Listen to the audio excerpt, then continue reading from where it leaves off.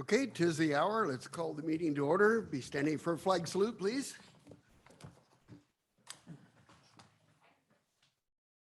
I pledge allegiance to the flag of the United States of America and to the republic for which it stands, one nation, under God, indivisible, with liberty and justice for all. And Kelly, could you call the roll, please? Yes, sir. Commissioner McLean is excused. Commissioner Workman? Here. Commissioner Baxter? Here. Commissioner Brashears? Commissioner Angelford is excused. Commissioner Fountain? Here. Vice Chair Gary Kunarowski? Here. And Chair Robertson. Here. Okay, I assume you've all had an opportunity to look the minutes over from October 19th. Do I hear any additions or corrections? Hearing and seeing none, then the minutes will stand as presented. We come to a time in our agenda where we open it up to the citizens in our audience. If you would like to address the Planning Commission on an item that is not currently on tonight's agenda, then we ask you to come forward and sign in and address the commission. Seeing no movement, then we will move on. We have two public hearings tonight. And before we get into those, I'm going to turn it over to our city attorney for some legal stuff. Thank you. Tonight's hearing will be pursuant to the quasi judicial hearing procedure set forth in ORS 197.763. At the commencement of the hearing, we'll ask all commission members to announce any ex parte contact or conflicts of interest. If you have any question about what either of those are, please feel free to ask. We will start out with the staff report, and then allow questions of staff by the commission. We will have a public testimony in the format that has been provided in the notice of the action. The public testimony from audience members or anyone on the call or online may provide oral or written testimony concerning issues relevant to the hearing. Please recognize that all testimony or evidence must be directed towards the criteria that is described in the staff report or other criteria in the comprehensive plan or land use regulations. Note that failure to raise an issue, including constitutional issues or other issues related to the proposed conditions of approval, if any, accompanied by the statements of evidence sufficient to afford the commission and the parties an opportunity to respond, will preclude an appeal to the Land Use Board of Appeals. An issue which may be the basis for an appeal to LUBA shall be raised not later than the close of the record or following the evidentiary hearing. Such issues shall be raised and accompanied by statements or evidence sufficient to afford the city decision makers and the parties an adequate opportunity to respond to each issue. Please state your name and address when you testify. We'll go through the procedures where the applicant will go first as they have the burden of proof. We'll then open it up to other proponents and then opponents of the application with rebuttal by the applicant if necessary. We'll then close the public hearing and all discussion will be among the commission and a decision may or may not be made today. With that, you may ask for conflicts of interest, bias, or ex parte contact. Okay. So with that, then we will open up public hearing planning file S-22-06 and ask commissioners if they have any contact or conflict of interest, ex parte contact, or bias. I am a very close neighbor. I live within the Heather Estates. Okay. But I've not had any ex parte contact. Okay. Anything else that needs to be disclosed? Will that have any impact on your decision making? No. Okay. All right, then with that, we'll turn it over to staff for staff report. Thank you, sir. Before you tonight is a proposed 23-lot subdivision for a property that's on the northeast corner of West Joy Street and South 5th Street. The subject property is zoned residential mixed density. Surrounding the property is largely residential development that's either within the county or within the city. All of the comprehensive plan designation is residential mixed density. And to the east, abutting the property is also the Kidco school/daycare facility. For the property, you have access to public utilities.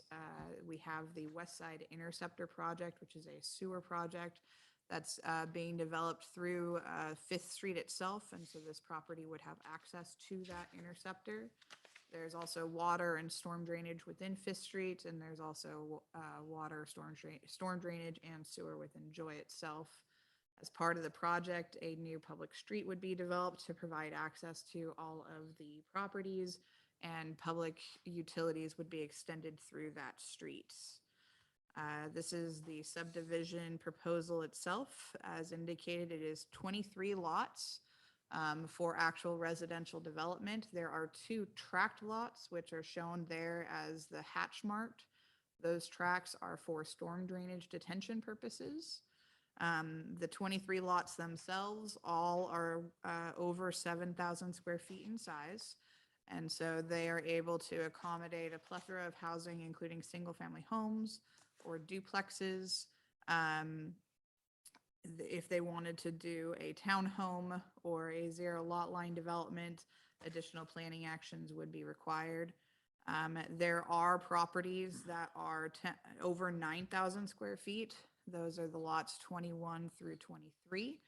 And typically over 9,000 square feet means that it could be eligible for an apartment complex. However, lots 21 through 23 share an access easement, and that access easement restricts the number of units that can be built on that easement to a maximum of 6 for the proposed easement. So between those 3 lots, a maximum of 6 units would be able to be developed.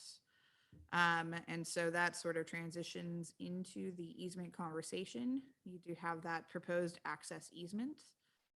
There is also the storm drainage easement. There's an existing storm drainage facility that is on the southern portion of the property, as you can see along here with my arrow.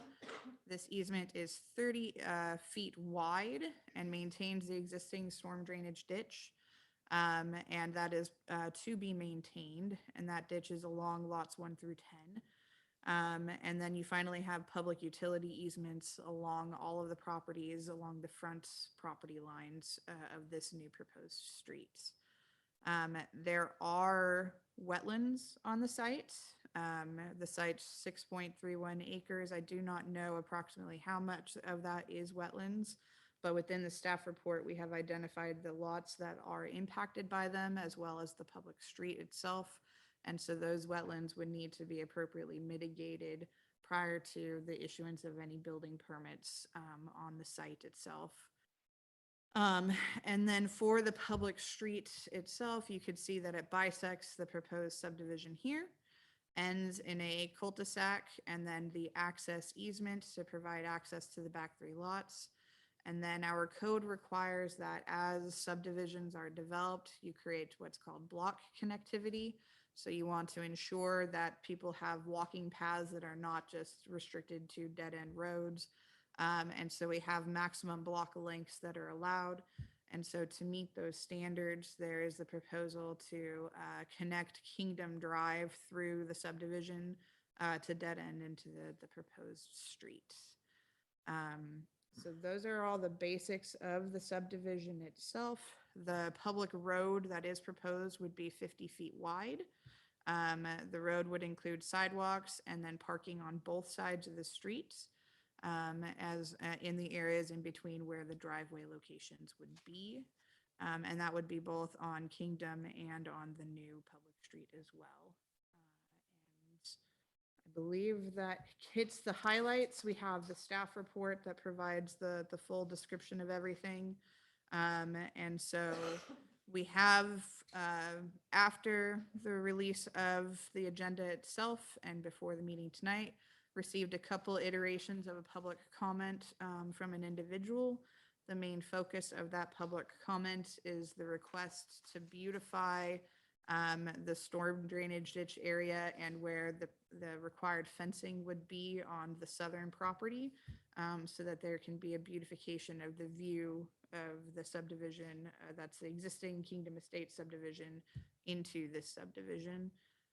And so that would be something that the Planning Commission would want to discuss as part of the written comment, and then any public comment that's received outside of that. So that concludes my report. I'm available to answer any questions. And Okay, any questions for staff? I'll ask the question.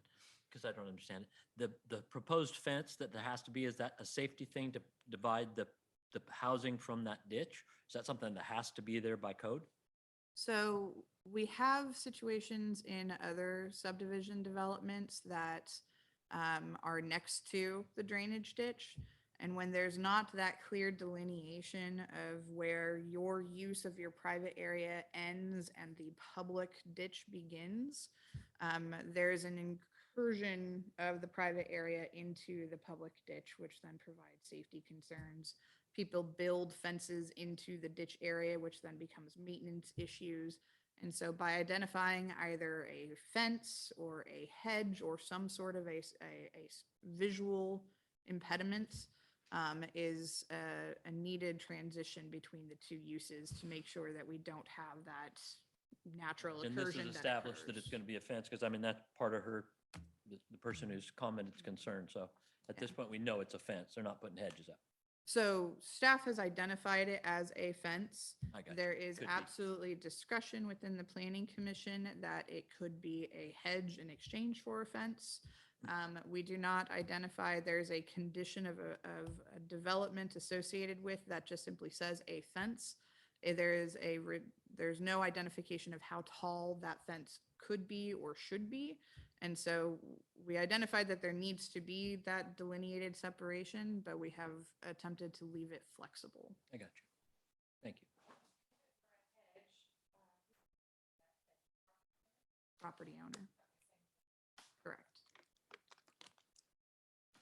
Because it technically is their property, right? I mean, It is technically their property, but there is the easement associated with a specific public use. got you.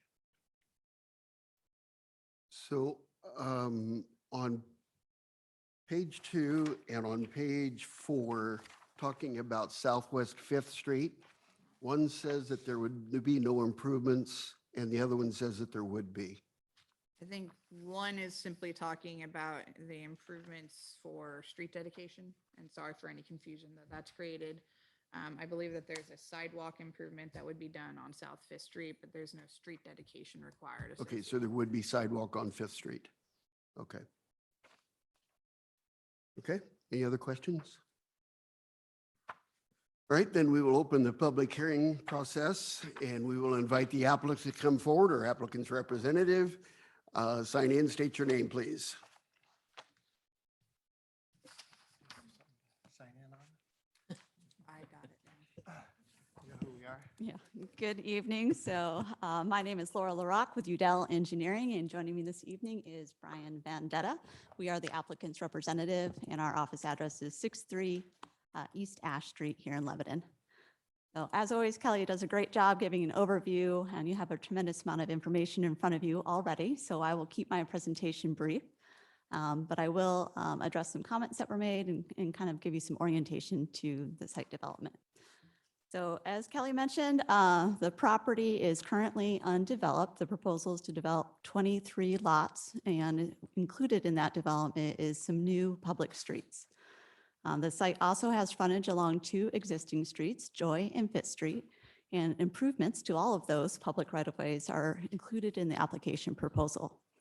So currently, Joy Street, it has a right-of-way width, which just means it's the width that the public owns, opposed to the private property owner, of 50 feet. And within that 50 feet, there's a sidewalk along the south end, curb, gutter. And on the north side, on this particular one that fronts the property, there's currently a drainage ditch. So the pavement ends, there's some gravel, there's some no parking signs along there, and then a drainage ditch that drops down. Included in this application proposal is an extension of that pavement width to make that road travel aisles a little bit wider. And then there's no proposal for any curbs or sidewalk. And that's at the direction of the city staff. And the purpose of that is to allow maintenance vehicles to come off to the side of the road and perform maintenance within that drainage ditch area. Along Fifth Street, this one also is partially improved, but not fully improved to city standards. So included in the application proposal is some improvements, such as curb and sidewalks along the frontage of the property.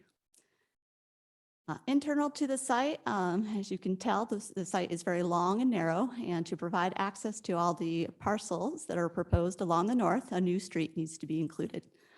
So included in the proposal is a 50-foot wide right-of-way. That street will be finished with areas for parking on both sides of the street, curbs, and then curbside sidewalks. As Kelly mentioned, the other kind of unique thing about this site is there's a 27-foot wide easement. The easement is essentially gives rights to the city to maintain and do any sort of repair or maintenance to their drainage ditch area. However, as you had already astutely noted, it is still private property. To the north, the ditch is quite steep, so I don't know if you folks have been out there already, but it has quite a drop to it. On the north side of the drop, closer to where the residential lots are proposed, there is an area that is outside of the actual diverted, if I'm saying this correctly, area of the ditch. So there's actually some usable land area, at least from an aesthetics point of view, that would be blocked or wouldn't have that potential with the occlusion of the fence. So our position and what we'd like you to consider tonight is not having a condition to have fences along the north side of that drainage ditch and allow the private property owner to choose how they'd like to do this treatment. So it is true, there is an easement, there is restrictions to development within that area. However, this is common across the city, and typically there is no physical kind of marker or barrier to delineate these points. People should be aware of them. I think there's a lot of different ways to mark them if that is a city concern. You can do it with metal posts, surveying pins, any sort of marker to acknowledge where the easement line starts, where a building would be restricted.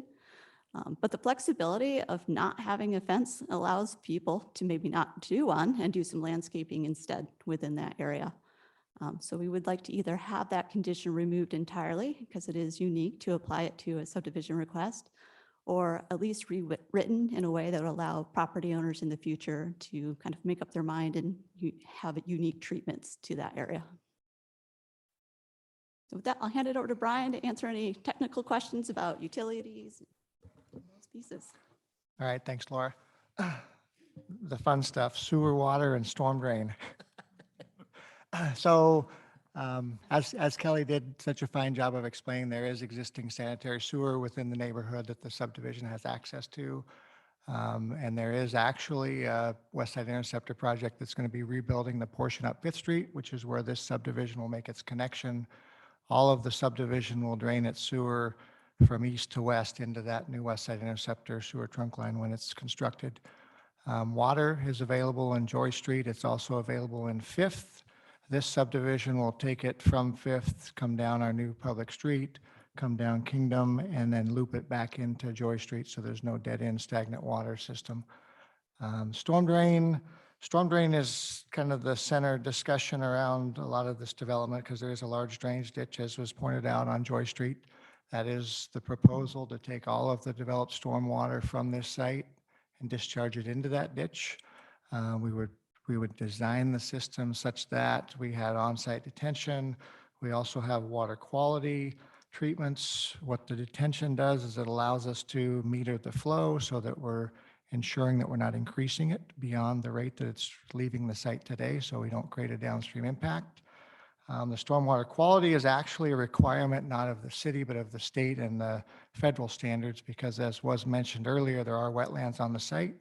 We're currently preparing applications to both Division of State Lands and the U.S. Army Corps of Engineers to get permission to disturb those wetlands. Along with that permit comes provisions to provide water quality that meets the 401 water quality certifications. So what I'm trying to, in a roundabout way and long-winded way, is explain that we're going above and beyond what the normal city standards are with our stormwater treatment, because we're having to meet the state and federal guidelines as well. And with that, I think I would leave it and just offer myself and Laura to answer any questions if you feel there's anything more that you want to know about the subdivision proposal.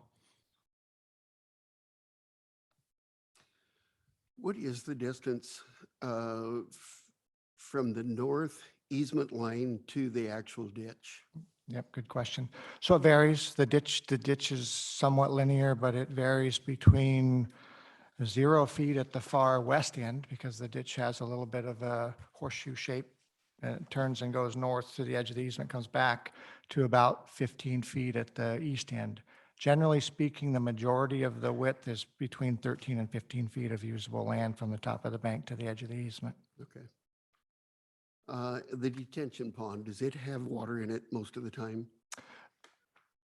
Currently? Currently today, there's a pond there. So that pond today, I couldn't tell you if it has water in it the majority of the time. Most of the aerial photos that I've seen, it has water in it. When I've gone out there to visit the site, there was some water in the bottom. That's probably due to the fluctuating groundwater table. Our design is to not pass the stormwater through that pond, Okay. but it's called an offline system. So the stormwater is draining through the city pipes. Its ultimate discharge point is at the far west end, right before it gets to Fifth Street. There's a flow control manhole at that point. So if the storm event gets to a point where the capacity of our flow control is exceeded, it surges the water back into the pond. So the idea is the pond would be dry the majority of the time and have water surge into it when the rainfall events exceed that capacity. Okay. Any other questions? Okay, thank you. All right. Thank you for your time. Thank you. Is there anybody in our audience that wishes to speak in favor of the application? Seeing no movement, then are there those with us that wish to speak in opposition of the application? Okay, seeing no movement, then we will close the public testimony. Or do we have online? Yes. I'm gonna ask Sharon Kay to unmute herself and she has the ability to speak.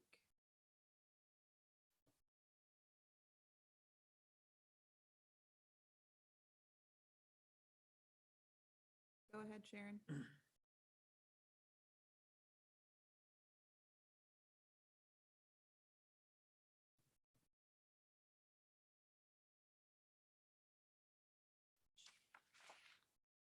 Shows that her mic is unmuted.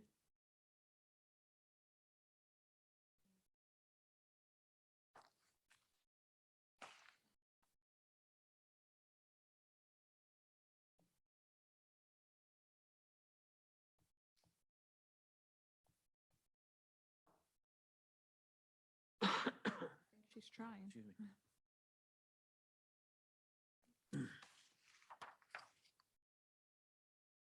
Her phone in number 2? I'm gonna try to see if she's, let's try this again.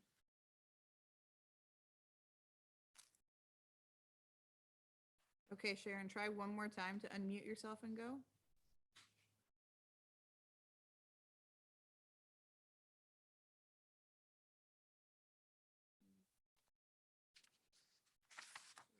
Promoted to a panelist, so we should be able to hear her.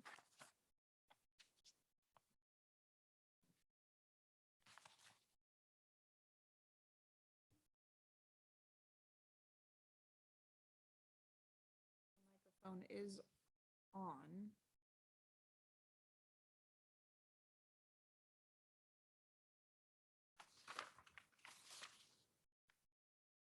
I don't have a call. I don't have a. Well,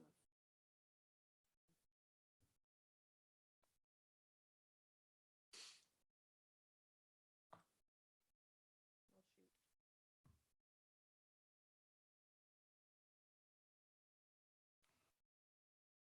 Go ahead, Sharon. If you can hear us. See your hand raised. You should be able to speak.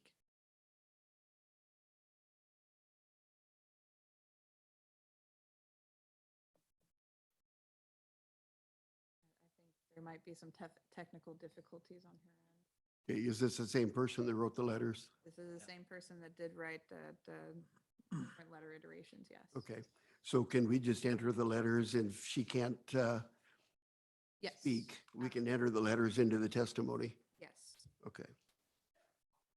I don't have the call-in. She might not have a microphone. Option. I have an email option. option, and that's it.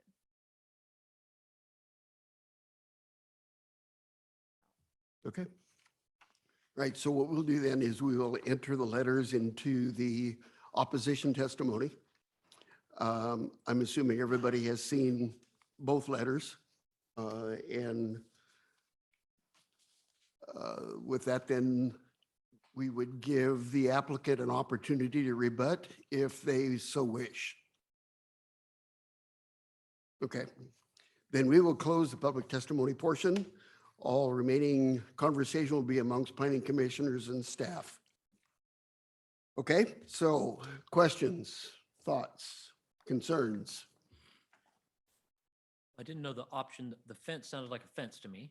So that does kind of, I think some of that addresses her concern that maybe we can at least direct some beautifying of the area. Because I understand you don't want to look out your front yard and look at a fence in the back of people's houses, but it happens. And the proposal clicks all the boxes. I didn't know we had the option to give any input on what kind of a fence it had to be. Or if we say there doesn't have to be any fence, what's the city's exposure there? I mean, are we then clear? So what's the standards? Does it have to be site obscuring? Does it have to be non-penetrable? No, so the condition as it's currently written just simply says a fence. There is no restriction on the type of fence. It could be chain link fence, it could be a masonry wall. It could be 30 inches, it could be 6 feet, however it is authorized within our code. If this is something that the planning commission wants to consider a modification of, to address what the applicant had brought forward, I have a modified condition that I've drafted up off the cuff here that simply says a developer shall install a visual tool that is obscure to delineate the location of the easement line, and no private improvements shall be applied to the easement area. And so our biggest thing is we want to make sure that there's a clear understanding of where your ability to have improvements begins and ends, whether or not you want it to be established specifically as a fence or you want to provide that flexibility. This would provide that flexibility if that's what you so choose. Okay, if I remember right, in the applicant's testimony, they stated or asked that they leave it up to the property owner to define what that fence would look like. So is that permissible to have somebody has a shrub and somebody has a fence and somebody has a chain link? Yes, we don't have any restriction on it. You can identify at the planning commission level which type of fencing you think is most appropriate, or you can leave it up to the applicant, or you can go as simple as there's some sort of delineation that needs to be provided, and what that looks like is purely up to the property owner and the developer. The easement area that's part of their property, whose responsibility is it to maintain? That'd be the city's. Is this Not on red. Oh, there it is. That's the city. So the reason behind the delineation, we've got several examples around town where we've got a ditched area. And over the years, homeowners have built across the ditch, which we have an easement across with no gates, which makes it extremely difficult to get back there and clean said ditch, especially when people fill them in and then downstream and upstream neighbors start to flood. So that's the reason behind the delineation. I don't necessarily care one way or another whether we have a fence, shrubs. It just needs to be delineated very well, because it's really hard to go back after the fact, especially if you're not cleaning ditches every year. And then 2 years later, you go out there and you see that you have a ditch across there, you can't get an excavator down there, and it just, that's the whole reason behind it. And to kind of answer the question on the liability, I don't think it's a liability issue. I mean, and too often homeowners, it's one of those sayings, it's better to ask for forgiveness than permission, and it's really hard to remove something, get it removed once it's built. It doesn't happen all the time, but certainly Ron's identified that it has happened in the past. So that's the concern, is not only having an easement in place that says you can't build there, but making sure that, the second property owner knows that too, and the third property owner. And, I think it's for the safety, or not really for the safety, but just to clearly identify where the easement is. Okay. So I don't know how we dictate you gotta have this kind of fence. And if you leave it open, just a visual something, somebody might build a fence that's more damaging to this person's sensibilities than what we'd say. So how do you pick what kind of fence somebody has to have? You really can't, can you?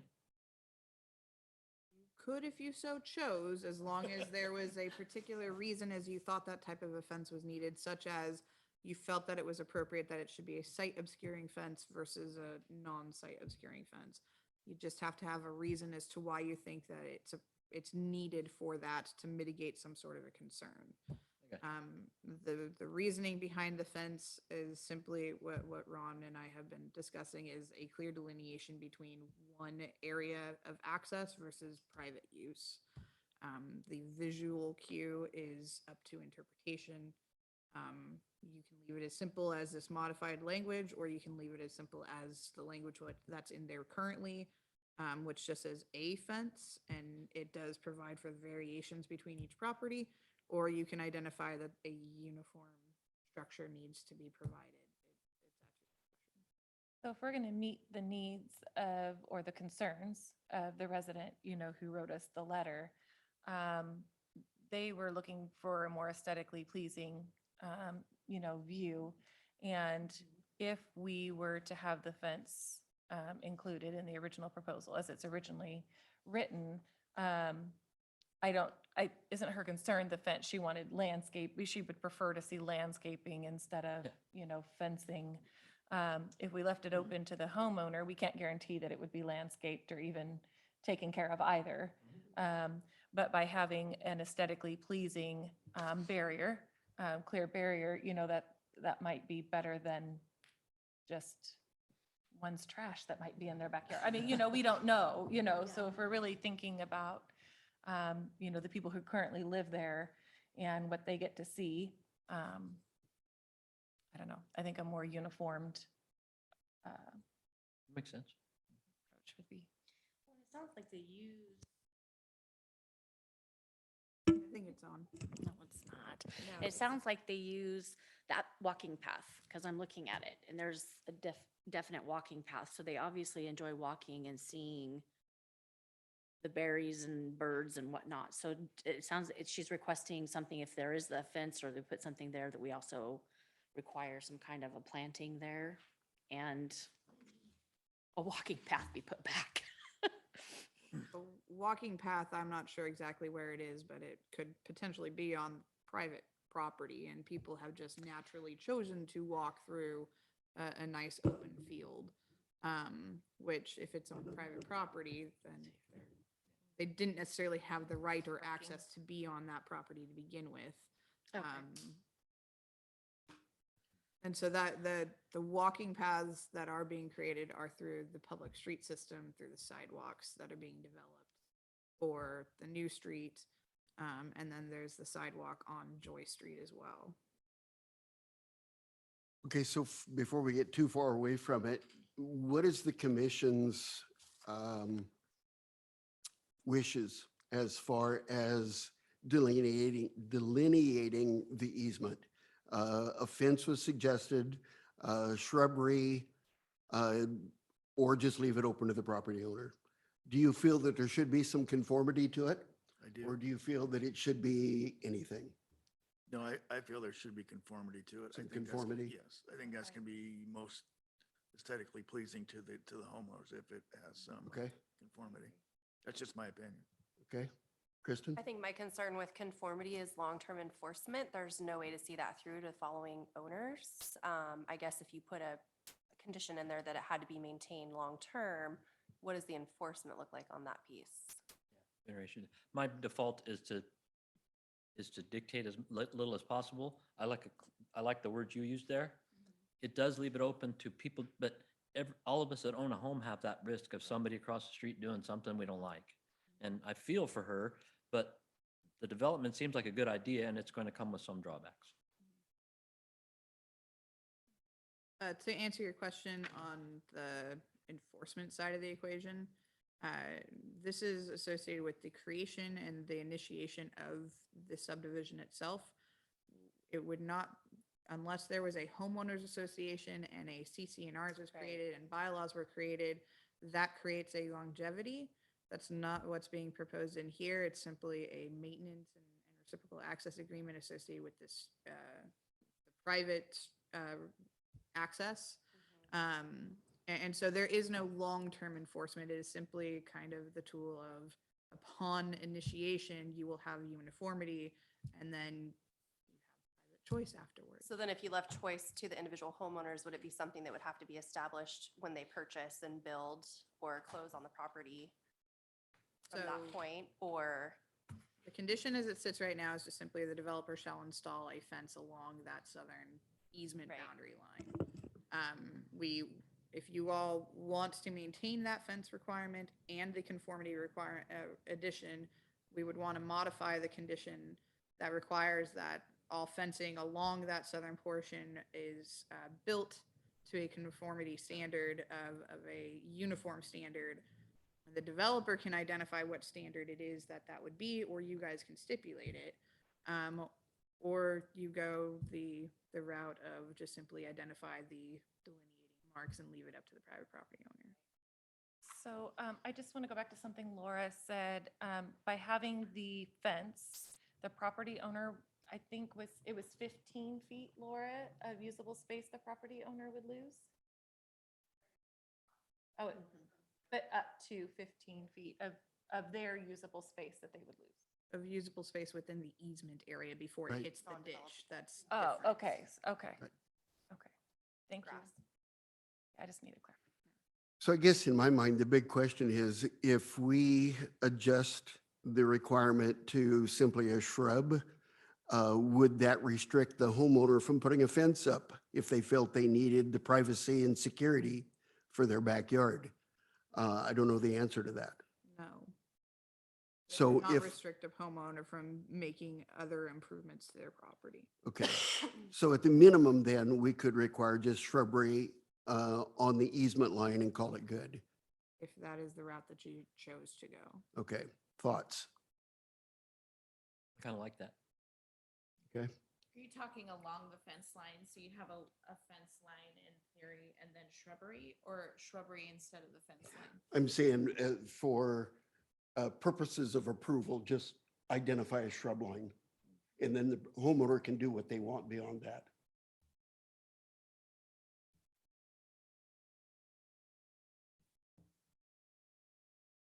What's your thoughts? I think that it's kind of putting a stipulation that's not going to be necessary. It's likely that a lot of the homeowners may just pull them out as soon as they get into their homes. I think just marking it, saying this is where the line is, and holding property owners responsible for maintaining that line, whatever they choose to do, shrubbery, fence, or whatever it may be. There's nothing saying that they're going to keep what's there anyway. So let me back up one step further. Does the commission feel there should be something on that line? We have to Certainly a delineate mark. somehow. Right. I'm not savvy enough to know exactly what that should be, and it leaves it pretty open to interpretation to say it that way. Because I feel pretty strongly that the easement line should be delineated somehow, some way. How we do that's the question.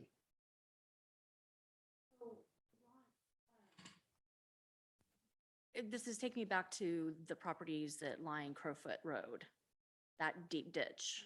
And then it goes up and they have several different kinds of fences, some of them don't. Is the city have any liability with that easement or that ditch being there and a family moves in and their kids and there's no way to block them from that ditch and they go into it? We're not going to put a sidewalk on that side. So no, Okay. you'd have to ask Trey what our liability would be for that. I mean, I suppose we could be liable for anything, but I right didn't- now, there's not a fence delineating that. Okay. Kind of the same concept of Burkhart Creek and all these, it'd be hard to. So hard to just fence as that long off. as it doesn't cause issues, if we're planting stuff in there, does that cause issues keeping that drainage ditch clean? I can tell you that we don't want a bunch of plantings out further than the easement line. Yep. Okay. What ends up happening is you get root intrusion and then we go dig the roots out and then everything dies. So we want just some delineation, what you guys choose to do or think is best in terms of that. I don't have a preference. We just want delineation so that we're not going out there in 5 years and telling 3 or 4 homeowners that, hey, you've got to pull your fence out because we've got to do this, and they had no idea up front that that wasn't their property line. What options have you seen that would be the least intrusive delineation? I haven't. So that's a good question. And that's why we condition a fence, right? So the fence is the easiest way to delineate that property. You can use marker posts, but they're probably gonna be ugly. You can use vegetation along the easement line, but we just need some way to identify that that is an easement line. Okay. Won't create problems with rooting. Not that far back, no. No. But when you start getting no delineation and we go, hey, we're gonna plant clear out here and we want to use as much of the, and I understand wanting to use that, but this is the development, right? We just want to ensure that we can get in there and clean it so that we don't flood Heather Estates and all the other Kingdom Estates and all those. So, Okay, question for the planning commission. It appears the applicant would like to make a comment. In order to do that, we would need to reopen the public hearing and follow through as we did before. Is that okay with the planning commission? Yes. Okay, then I would invite you to come forward. So just a suggestion as a surveyor, I would suggest that we could set property corners along the easement. They'd be permanent markers. They'd be filed on the plat. They'd be recorded at the surveyor's office. That would give them a permanent iron rod that is good enough to mark somebody's property corners. It should be good enough to mark an easement across their property as well. Well, I was going to say, if it's an easement, it would show up on the title report. It will show up, but a lot of people don't always That's true. understand what that's telling them, which doesn't mean we always have to go the extra mile to make up for that, but we're willing to set the corners on the easement as well as setting them at the property corners if that would help delineate the easement. Okay. Okay, thank you. So anybody wishing to speak to this specific point only, come forward, state your name, sign in, please.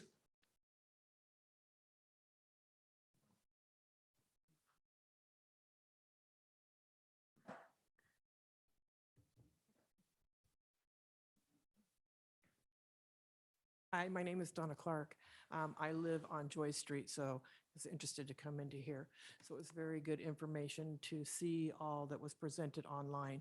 However, it was pretty hard for me to see. So I'm wondering, after this meeting, will there be sent to the residents what's been approved? I'm thinking this is going to go forward, so we can actually see the plan, because that wasn't sent out in advance for us to look at, you know, where the homes are going to be built, where the properties are going to be built, and then the fencing issue. So I think that would be really helpful.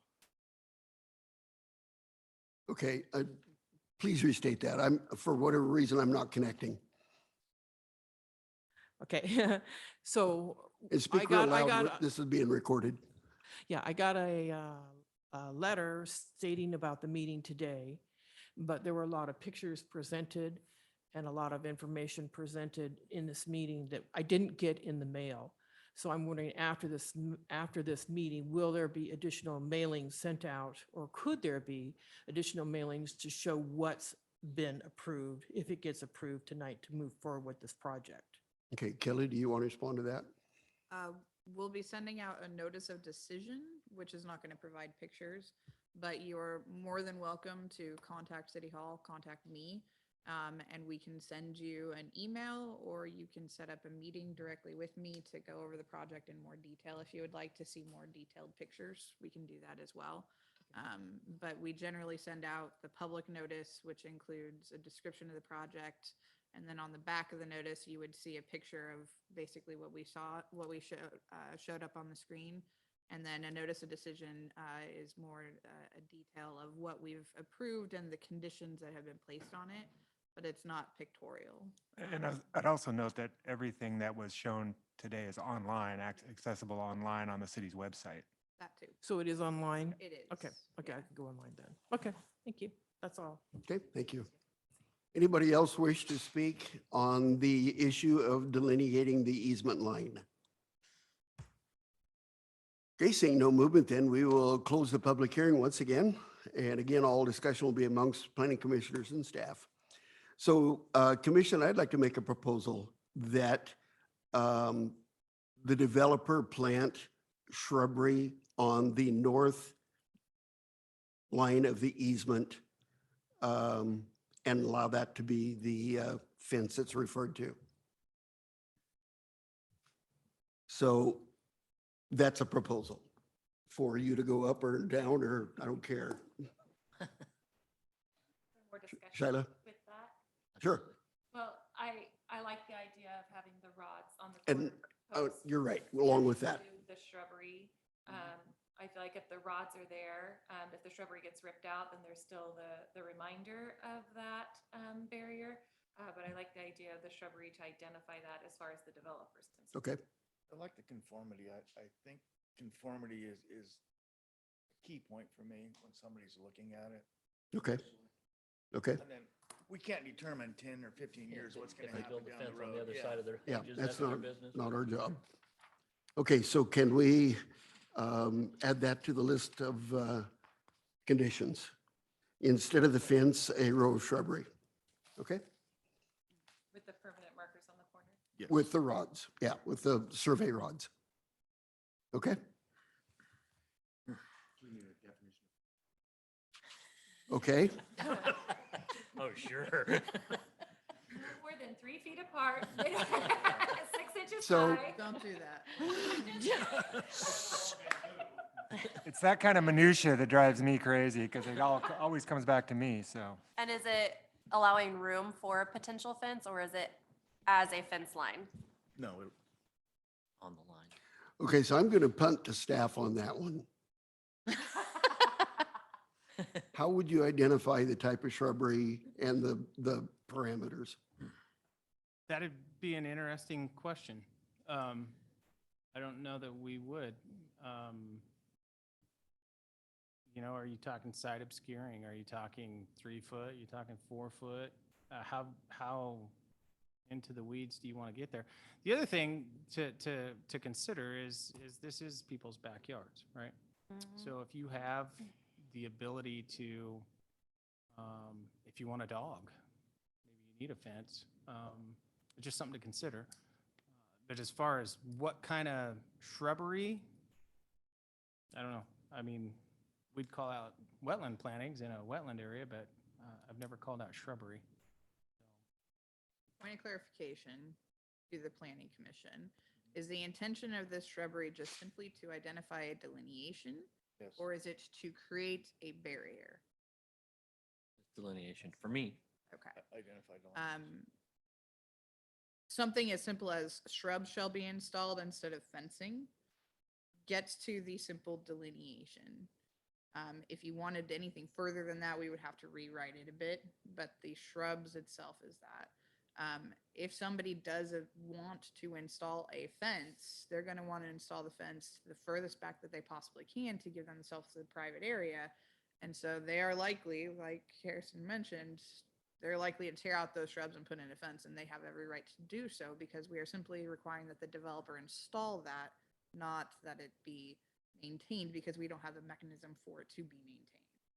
So that's just to throw that out there. That makes sense. But for the purposes of this option, it would just simply be to modify planning condition 1C to remove the word fencing and just put shrubs shall be installed. And then that gets to, you're simply looking at it.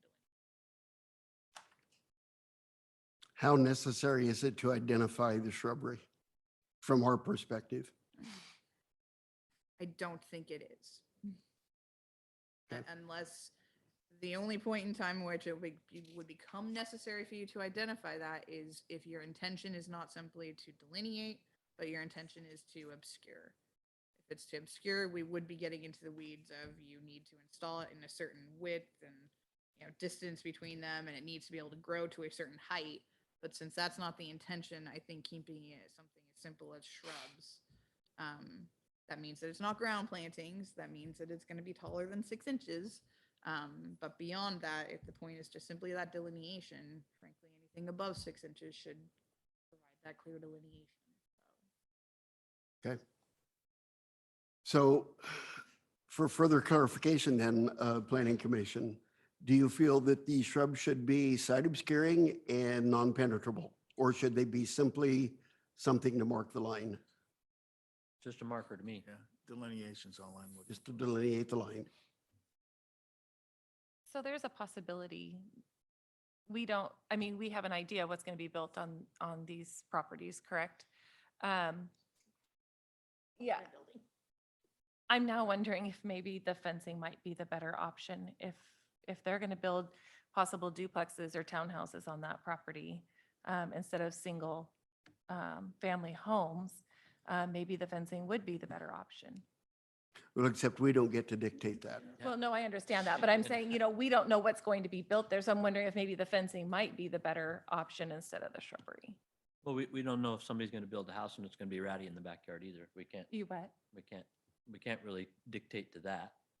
Yeah, no, I'm just saying for the people who live on Joy Street, the aesthetically, pleasing, I want to make sure that, it's on record that for her concern, maybe the fence might be And they would still have that option. to put the fence in there. Yeah.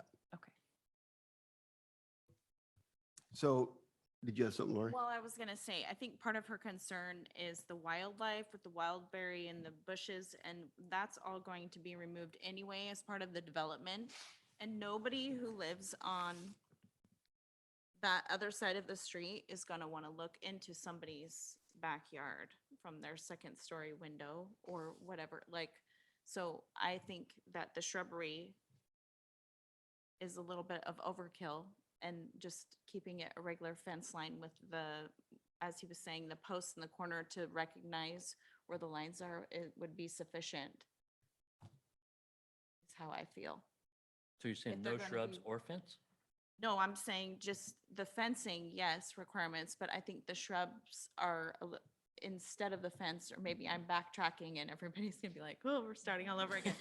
But I'm just thinking like, I think the concern is that that has become like a wildlife area over there currently, and that's going to be removed as part of the development anyways.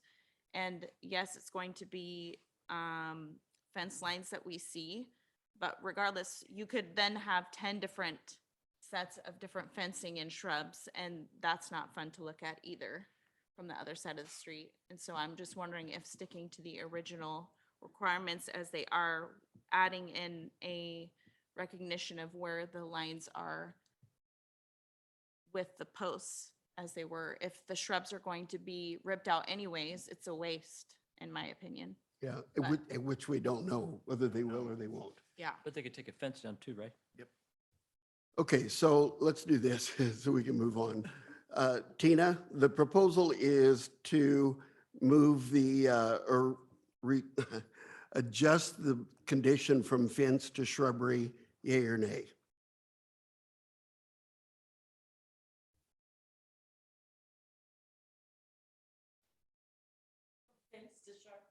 Right. You want us to come back to you? Yeah. Okay, Shyla? I would say nay. Nay? Okay, Nay. nay, Yay. nay? No, yay, I said yes. Oh, yay. Yay. 2 yays, 2 nays, Nay. nay, 3 nays, 4 nays. Okay, that does it. Mhm. All right, so are we back to the fencing then? Is it, Or no delineation. Or To pins for delineate that, delineation versus okay. fence. so Tina, is that a yay to leave the condition as it is? Shayla? Kristen? Nay. Don? Yeah, there's not going to be any, yes. Okay, Dave? So we're leaving it fence, To leave the fence? undefined fence. Just as it is, fence. Yeah, it's just, Sorry, because it sounded like you were saying you'd just be okay with just the poles. So it would be- that Well, would if be a that's the nay then. concern, but if the concern is like what an eyesore is, which I understand, that's going to all be removed anyways. Sorry, I'm not, yeah, so the question is, leave the condition as it is, Okay, yay. okay? yay, Okay, sorry. we're back where we started, okay? Discussion. All right. Other concerns or questions about the application? All right, this is for Ron. I've got two questions. Mhm. Some time ago, we restricted development south of Walker Road because of the sewer capacity. Is this designed to be developed before the West Side Interceptor is opened up? No, because they're accessing sewer off the West Side Interceptor. So until we get there, they really can't do much with it. Okay, so the connection is only to the West Side Interceptor? In Okay. this case, it is, yeah. Second question, on Joy Street, the conditions is to do a half-street improvement on the north side of Joy Street. What does that accomplish? So we're, basically what we're doing is widen it out. I want to say it's like 4 feet of additional asphalt because it wasn't built to that standard when the subdivision was built. We're not proposing curb and gutter in there so that we can get our excavator, dump truck, and all of our equipment in there to clean the ditch, and no sidewalk on that side because there's really no reason for pedestrians to access that side since there's no home frontage. So that's what that looks like, is to add the additional street width. So what would happen if nothing was done? You would have the same thing that you have now, but technically it's a substandard half-street, I'll call it three-quarter street improvement. The extra 4 feet of width will help, with bikes and people that come down there that do walk down there, but we're not promoting that. So you feel it's a necessity? I do, yes. Okay. Yeah, I wouldn't shorten it up any. Joy Street sees a lot of traffic. And if you do have somebody riding a bike, there's a lot of kids in the neighborhood. I think you need the additional width. So I guess where I'm going with that is I'm trying to figure out what the benefit is to this subdivision that we're approving that. It would benefit the existing subdivision, but how would it benefit? Why would it be a responsibility of that developer? It's their property side. That's kind of the way half-street improvements work. It's the same thing as a corner lot. So if you get your backyard and a corner lot and you're required to do the to and through improvements to both of those sides in order to get it done. The development code says that as part of development, you have a responsibility to improve every street frontage associated with your development site. And so even though the enjoyment of the improvement would be on Joy Street and it gets to the backyards of those associated with the development, it's still their responsibility to improve it because their property backs up to it. I guess what didn't make sense to me was 4-foot improvement doesn't really have much of an impact. It certainly doesn't impact the subdivision that we're addressing tonight. Right, I suppose the planning commission could take that off. I would not recommend that, based on, I think we need a delineation down there for pedestrians if they do walk down there, bikes. The road width now this would make the road width the same as what the rest of Joy Street is? So the improvement of that 4 or 6-foot strip, would it be drive lane or would it be pedestrian? It's not gonna be pedestrian, it'll probably be fog striped down through there. So they would actually be walking on the drive. If you were to walk over there, the sidewalk's on the other side. We don't envision a lot of people walking down there, but that's not to say that somebody's not going to. It's more for the roadway width. It didn't, that way you're lining up with what's exactly down there to the east, so that you've got the same road width as you go down through there. Okay. Does anybody have any thoughts or comments? Leave it as is okay. Anything else? Check my notes.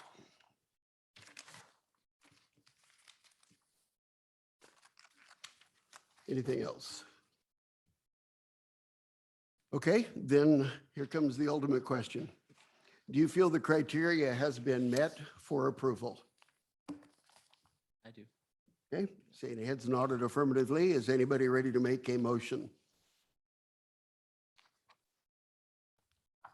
Who wants to read it?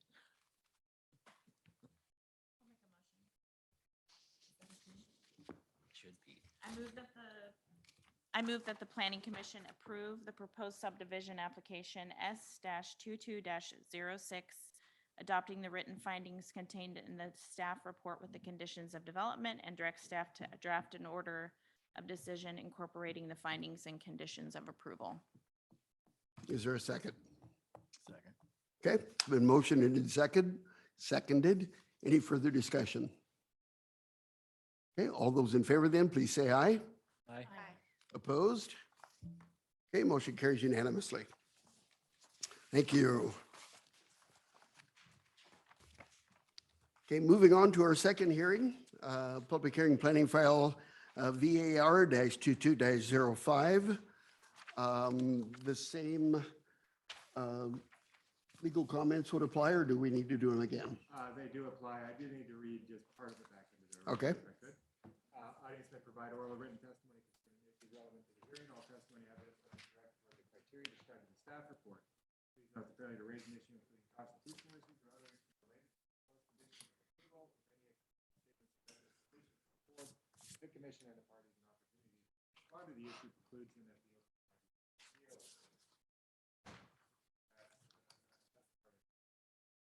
Okay, so with that, then we will open the public hearing for the variance and ask the planning commissioners, has there been any ex parte contact, conflict of interest, or bias? Seeing none, then we'll move on to staff report. Good evening again. Before you tonight is a proposed variance to authorize a total of 4 dwelling units to access off of an access easement versus the standard authorization of 2. This is for a property that is on the west side of Hyatt Street between Dodge and Isabella. It is in the residential low-density zone. And to the northeast and south are residential low-density zone as well that are improved with single-family homes. And to the west is the residential high-density zone that's improved with the mix of townhomes as well as single-family homes. Previously this month, a minor land partition was approved for this property for meeting the standards of the residential low-density zone of lots a minimum of 6,000 square feet and meeting the minimum lot depth and width requirements as well. And as part of that, an easement was recorded, and this is the partition that was created. There is one parcel that is parcel 2, accessed off of Hyatt Streets. Parcel 1 and parcel 3 are identified to access off of a shared access easement of 14 feet, and it would be improved with a 12-foot wide driveway. Our code currently says for a parcel that does not have access from a major, from the street, it can have access via a 12-foot driveway, and it's intended for a single-family home or a duplex. Since you also would have the front property sharing the access easement, that would identify either 2 single-family homes would be limited to those 2 lots. What is being requested is to allow for 2 duplexes or a total of 2 units on each lot to be able to access off of the access easement. There is an alleyway located to the west of parcel 3. That alleyway is largely unimproved, and so the staff has identified a restriction that alley cannot be used for primary access for parcel 3. And so they're being required to access off of Hyatt Street. So that sets the standard that they must be accessing there. And it's not a hardship that's created by themselves. In the exact same section of our code, just 2 little bullet points north of the one that sets the restriction for parcels that don't have frontage on a street. We do have a different type of standard that's identified for flag lots that say that if you have a frontage of 24 feet between the 2 parcels with an improved 12-foot wide driveway, then each of those parcels would have the ability to have up to 2 units on the parcels themselves, so up to 4 units. So we allow for the standard of the improved 12-foot driveway in different instances. This is just simply a different configuration of the same improvement standard and the same number of units. And so the consideration request is that the variance be authorized for up to 4 units off of the 2 combined properties. Within the staff report that's been provided, it provides a detailed discussion of how each or the required variance criteria findings are proposed to be met. But the crux is basically that the hardship is not being created by the property owner, as the city is requiring access to be from Hyatt Street.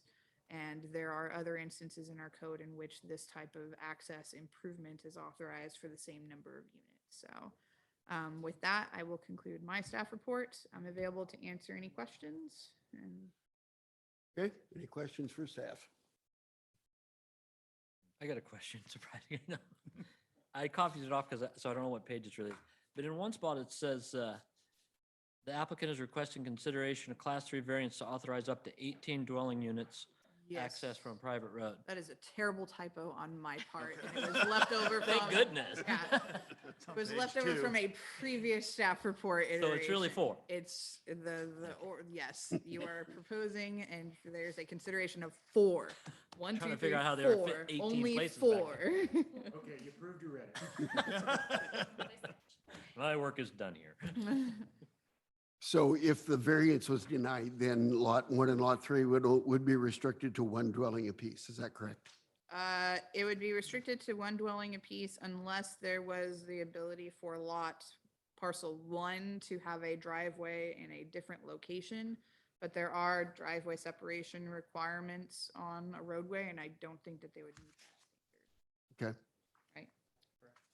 What is it about the alley that's not usable?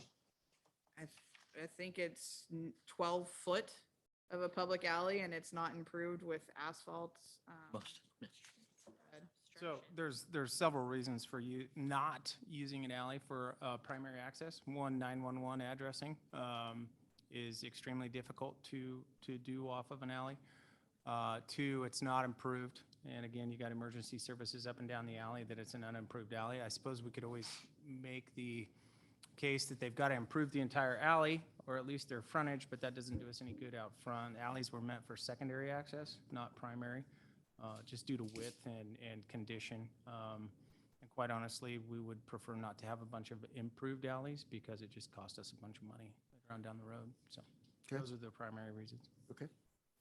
Any other questions for staff? What's the impact on the house that's there? Does what we're doing here limit what they can do with that property going forward? Kind of does, doesn't it? For parcel number 1? Yeah, the one that already has the house.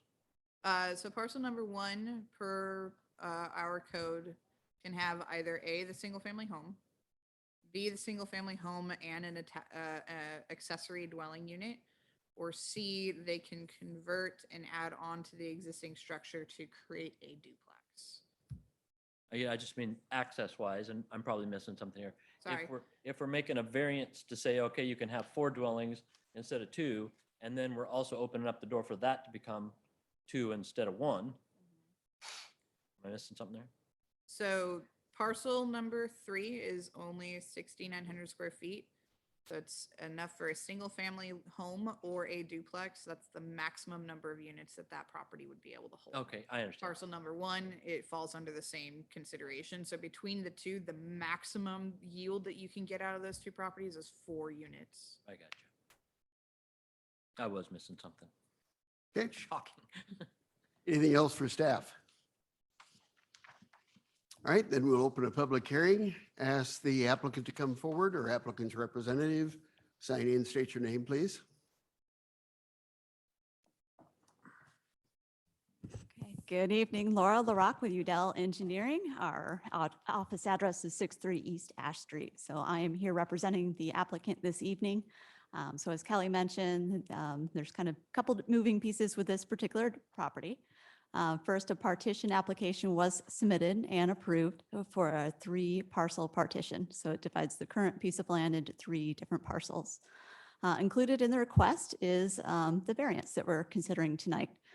So the scope of this public hearing is limited just to the variance, not for the partition point. As Kelly mentioned, there's a couple different codes within the Lebanon Development Code about access, and it's probably the worst written section in the code because it describes access based on dwelling types or based on area width. I mean, there's a lot of different variables to the code, and I'm sure Kelly can speak to it more articulately than I can.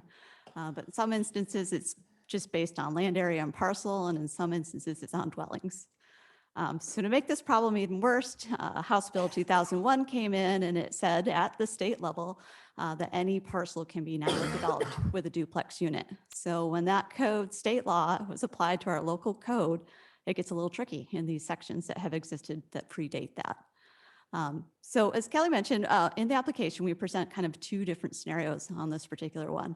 One of the codes says that if you have two parcels that have kind of a flag lot configuration, and for those that you are not familiar with that, it just means a lot that doesn't have an extensive street frontage. It has a very narrow stretch or stem that connects to a public street, and then it opens up to a wider parcel that's behind another unit of land.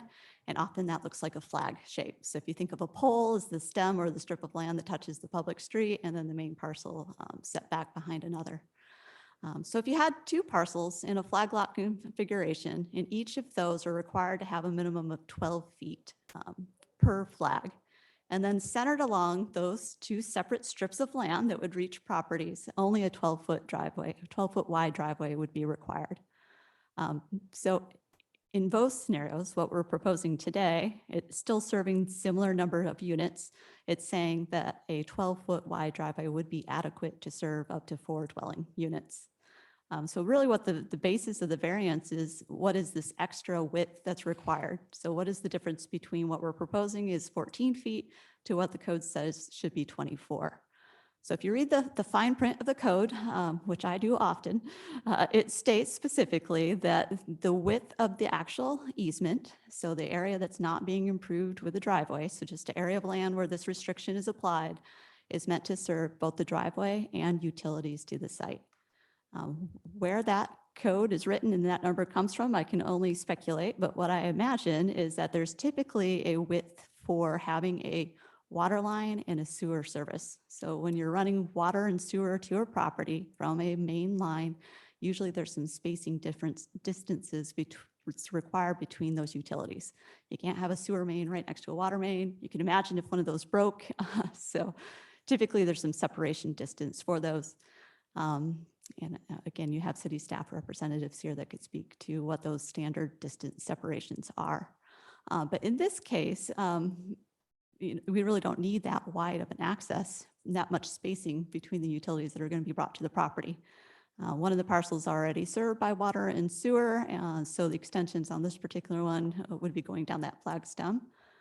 So really the extra width that we're deviating from the code standard is not necessary because it's adequate with the 14 feet to provide those utility extensions as well as an improved driveway to serve multiple dwellings.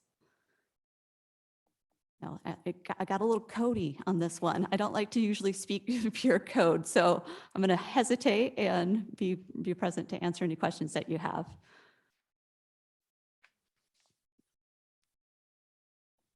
Go ahead. Well, I do have a question just because this is one of my first meetings. So for multiple dwellings, 24 feet, but in this case, we want 12. What does that mean for emergency access for emergency vehicles? Would they be able to get back to the back parcel? Would that be wide enough for them? It does allow width, yeah. And I can speak just generally about fire code, but usually it's kind of a combination of two. Can they park their truck on the street, the public right of way, and reach a hose to the farthest part of the building, or do they actually need to gain access to the site? In this case, they'd be able to fight fire from both methods. Any other questions for Laura? Okay, thank you. Thank you so much. Is there anybody else with us this evening that wishes to speak in favor of the application? Is there anybody with us that wishes to speak in opposition of the application? Okay, come forward, state your name, sign in, please.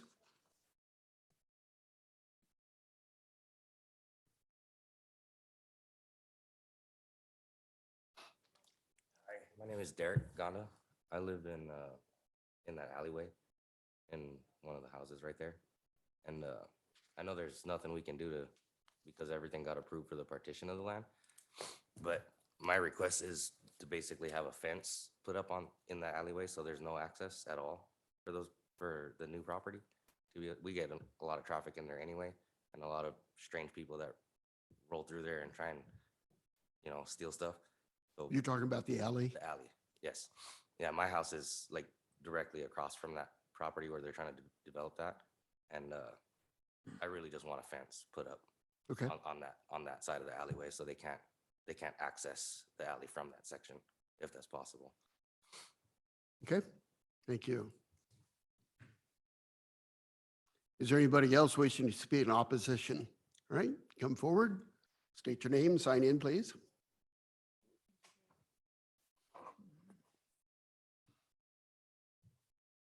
My name's Robert Johnson, and I live in the other house next to Derek, and I support the fence option with this because there's very limited access. It's pretty skinny back there, and I often park back there and have recently been blocked by the construction currently with trucks and trailers and equipment in the way. And if I want access to my backyard, sometimes lately we've been having to wait. So the fence thing, I feel is necessary to prevent any other access by people that do live there in the future.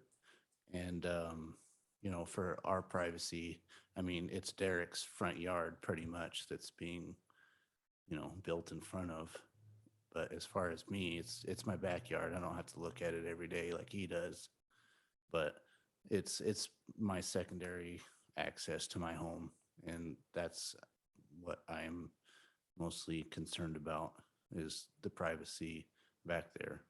Okay. All right, thank you. Is there anybody else wishing to speak in opposition? Okay.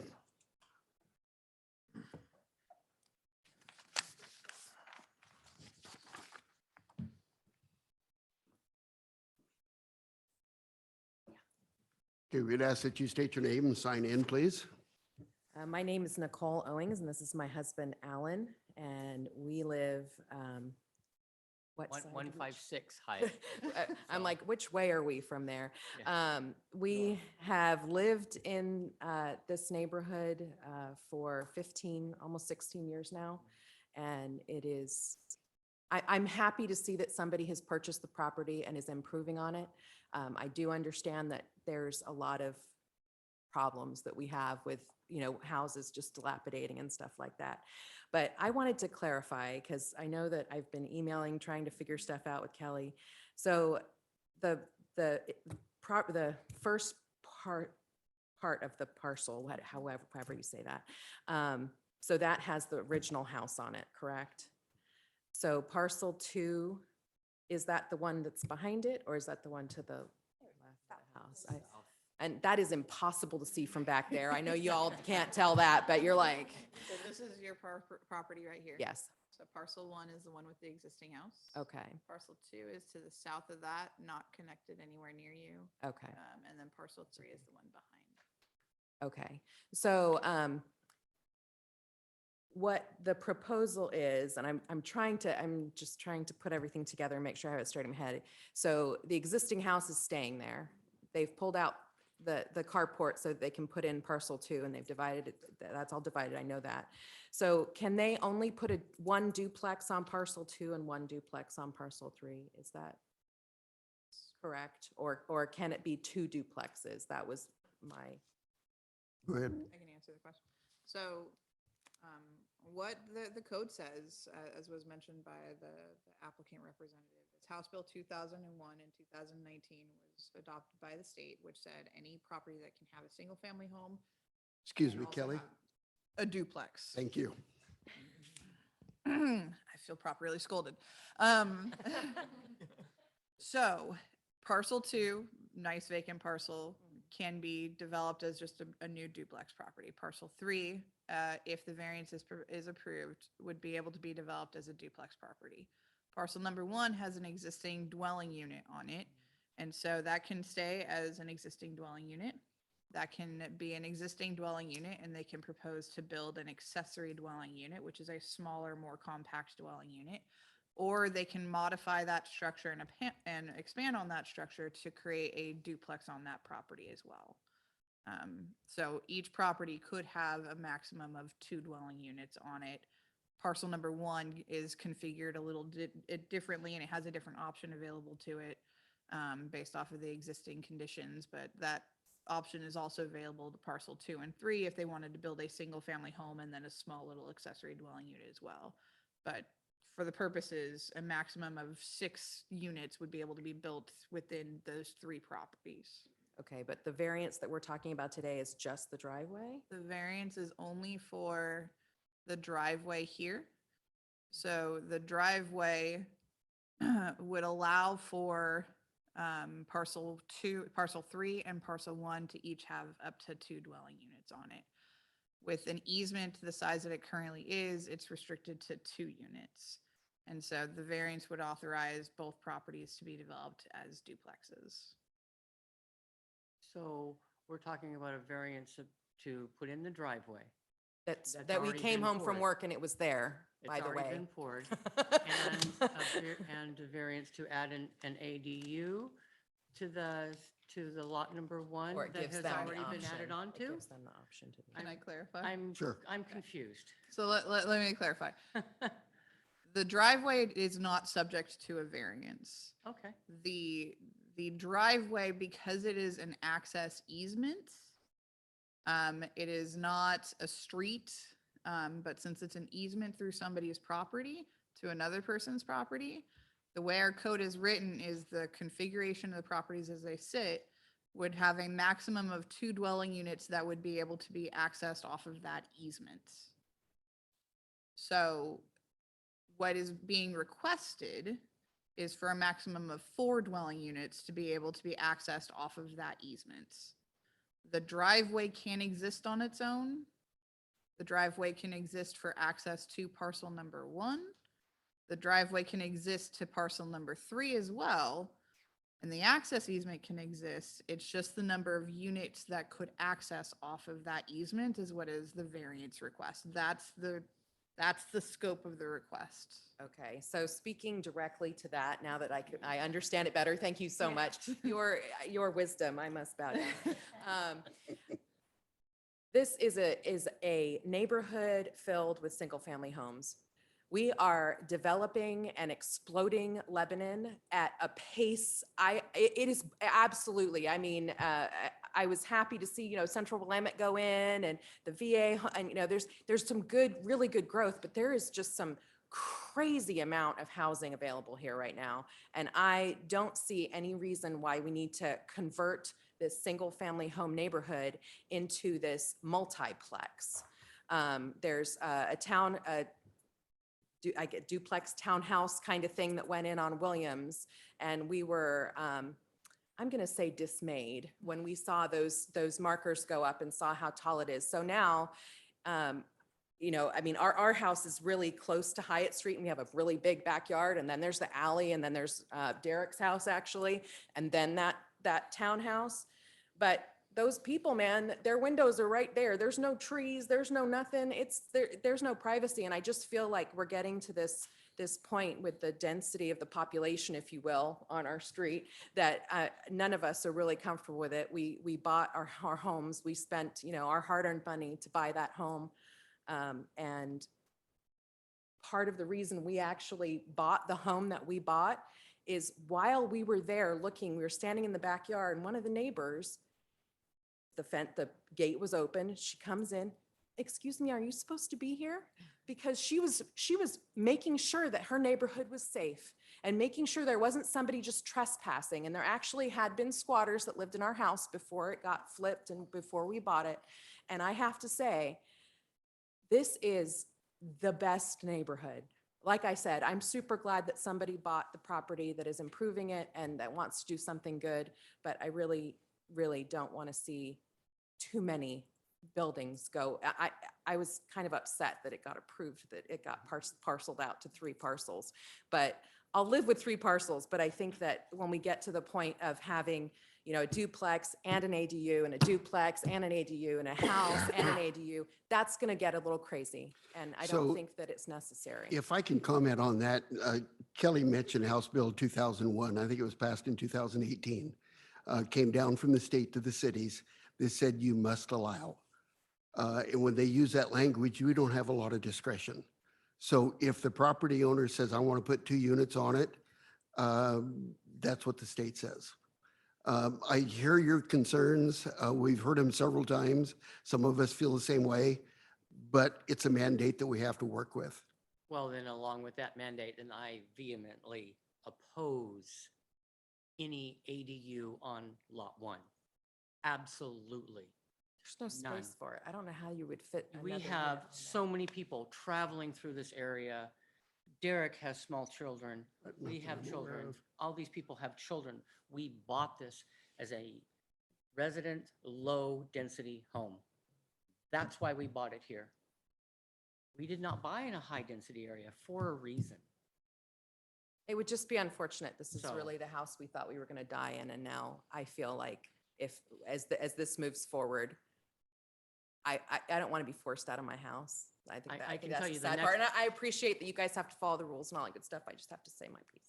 I can tell you the next variance that wants to come up is they want to build up, and I will have second-story windows in my backyard.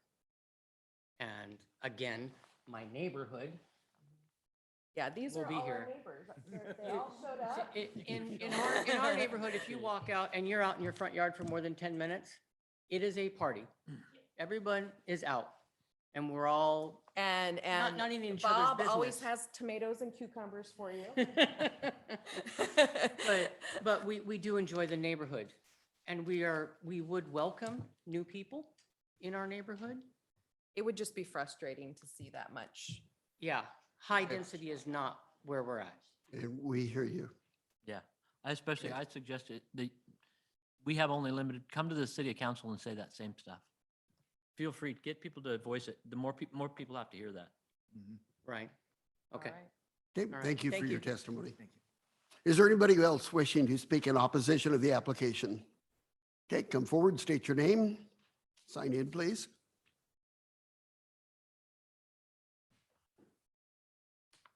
Hi, my name's Bob Davenport. We bought our house there in 71. We bought it because of the great big backyards. Everybody knew each other. If you guys have ever been down Dodge Street at that intersection is very narrow. We have so much traffic in that area right now. And we're going from one family to what? 7, right? Or a possibility of that? 6, okay. Now the house right next to me, they split that. At the time they split it, we were told that they could have 2 houses. I thought a house is a house. I didn't know it could be a duplex. Or I would have fought that.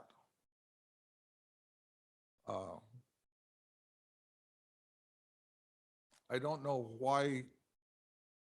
I think the traffic and stuff is going to be horrific. Because I can't believe how much traffic we have now, and then you add that many more people. I don't think kids are going to be safe, especially trying to get out onto Dodge Street and that stuff. Okay, thank you. Thank you very much. Thank you. Anybody else wishing to speak in opposition of the application? Okay.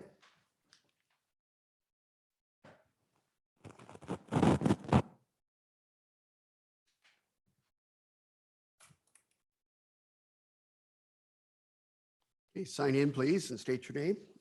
My name is Benjamin Boyer. And I'm Cody Boyer. And we're at 215 Hyatt. What? If you want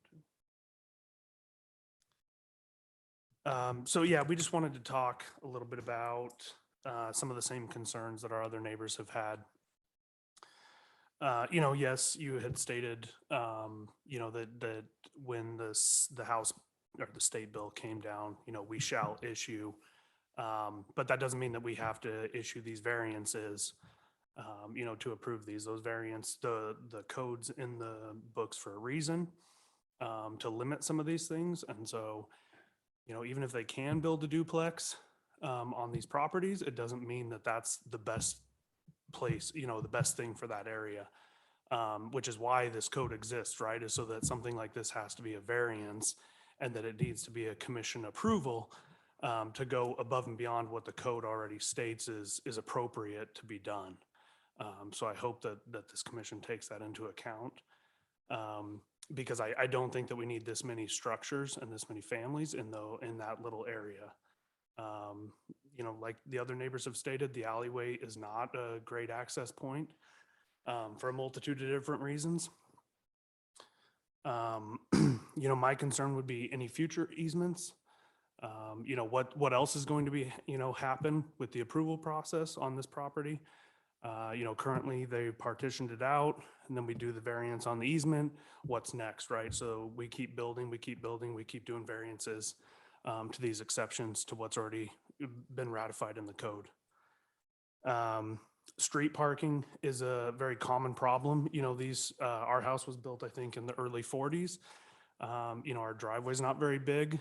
These are old neighborhoods. They're not built for high density. That's why they're, residential low density areas, because they're not made to handle, 7 families, on 6,000 square foot lots with limited street access.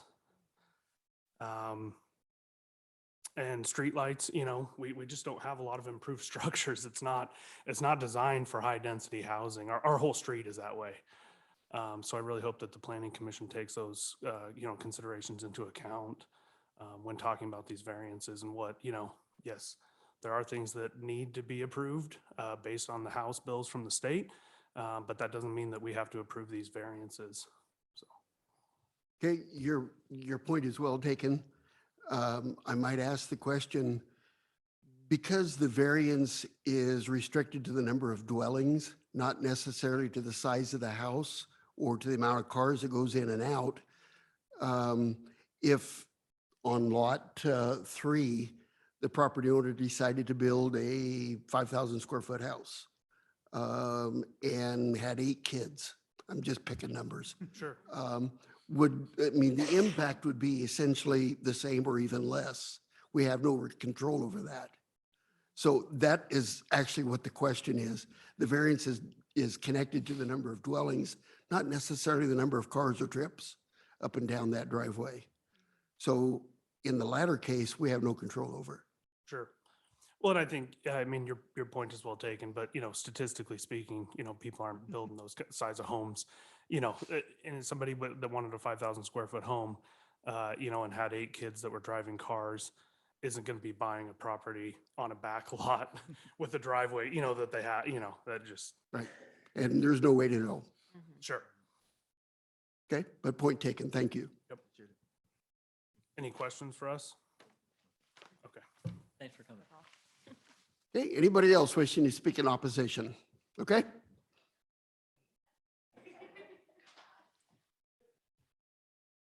First of all, apologize. I'm hearing impaired. I left my hearing aids at work, so hard time. State your name and sign in, please. So I guess I'll start out. I own my house on Hyatt Street. Oh, sorry, Todd Hess. Sorry, I can't hear. So, we bought our house about 18 years ago. Lived on Hyatt Street, so growing up in Lebanon. Besides the fact that basically is eyesore in the middle of our neighborhood. Parking is already an issue in the neighborhood. Due to the fact that Dodge Street doesn't have any street parking, Hyatt Street is the overflow parking for everybody on Dodge Street. So already I often come home and have no parking in front of my house. The apartments on Dodge Street, all the visitors and the overflow parking from that is all on Hyatt Street. It's already at capacity as far as parking goes. Adding more units to that's just gonna exasperate that situation.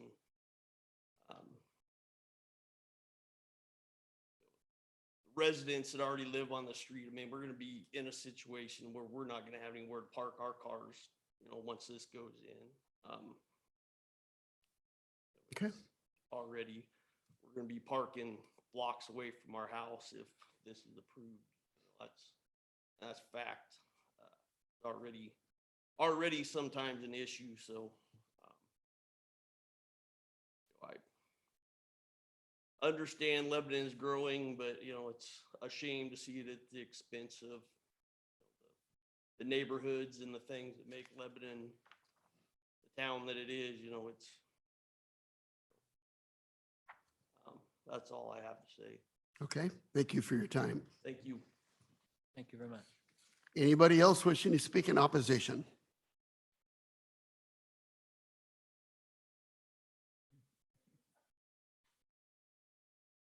State your name and sign in, please. I'm Victoria Owings. I'm actually the daughter of Alan and Nicole Owings that spoke earlier. I have grown up obviously on Hyatt Street. And I have a concern obviously about the parking and everything, because when I come home, there's minimal parking anyways. Also concerned about the street condition, because driving down that street right now, you will probably lose a tire because of how bumpy and stuff it is. But I can't concentrate and write my name, sorry. There we go. But I'm concerned about, traffic and parking and the noise, and especially if they're renting it out, because I know that there were renters that were across the street from 156 Hyatt, that right next to Bob's house, that were not the nicest people, obviously. And I know you can't pick the renters. I know you can't do that. You can't pick your neighbors at all. But my concern is that you're gonna have the not greatest people in the neighborhood, and we don't need to bring those people in, bring more people into that neighborhood. That street has always been quiet, but as soon as people started renting out some of the properties, and when they put in the townhomes, I think they're townhomes, on Williams, and they put in, I think it's a townhome over on Dodge Street. When they started putting in more and more of those townhomes and duplexes in that area, parking got ridiculous. There's more people that are coming around that are not fantastic people. And it's to the point where I don't want to say I don't feel safe in that neighborhood, but I wouldn't walk down that street by myself now, because I don't know who all is going to be down that street. So it's a volume of people thing and parking thing. And again, like my dad said earlier, if they decide to put in 2-story duplex or whatever on any of those parcels, they're going to be able to see right into our backyard, right into my parents' backyard. And I don't know. I'm having a hard time finding my words now. But yeah, it's it's scary to see that just all of a sudden developing. And like, I knew that as a big, huge backyard, and we would go and play with the neighbor kids that lived there before. And that was a huge backyard. And it's sad to see that it's, all of a sudden it's just going to be all buildings. There's not going to be yard. So that's my 2 cents. Okay, thank you. Thank you. Anybody else wishing to speak in opposition? Okay, seeing none. Laura, would you like an opportunity to rebut?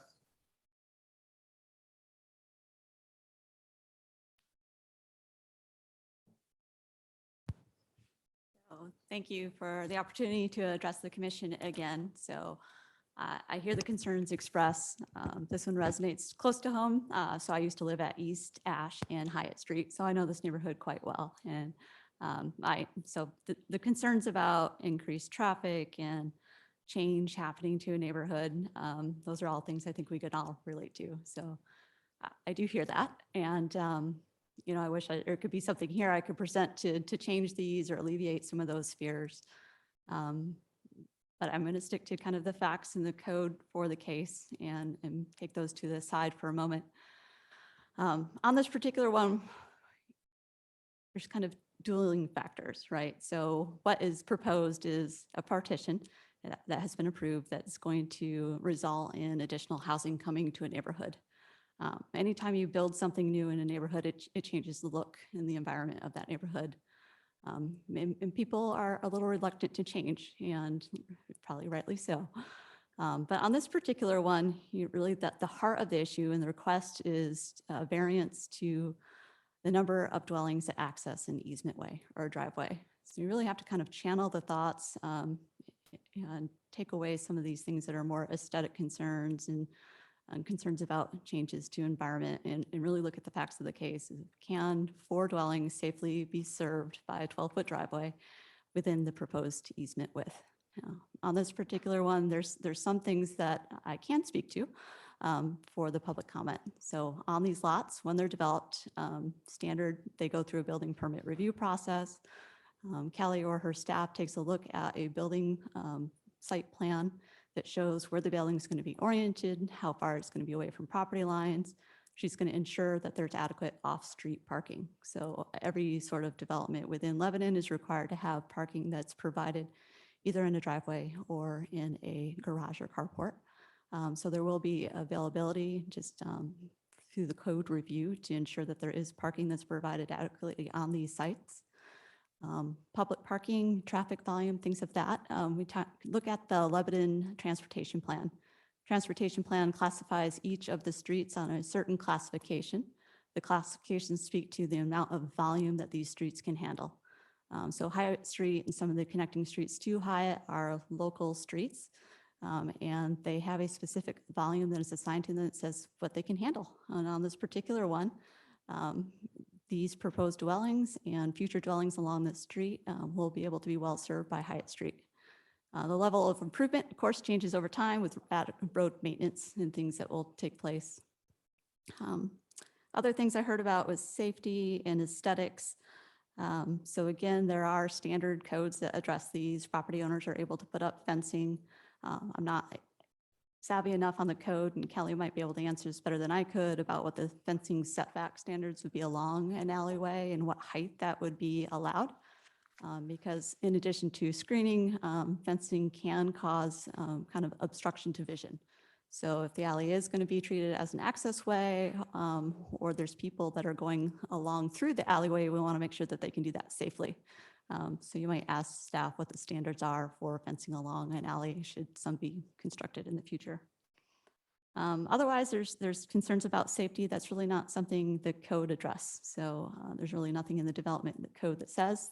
What the development code does say is that safety can be addressed through where you site a house. So are you able to have some visibility around it? That's the purpose of why we have setbacks. Also to ensure that, structures aren't set too close to one another so there's not causing issues such as fire and transfer and stuff of that nature. So I could talk at length to some of these concerns that were brought up tonight, but I'm looking at kind of the notes that I wrote down here, what I was listening to each of these folks speak tonight. And really there are a lot of things that are outside the scope of this review. And really I just wanted to just stress that, House Bill 2001 is going to change the environment of a lot of neighborhoods. Just through a simple building permit, you can choose to build a single family or duplex dwelling. Any of these folks along the street or within the city have that same right.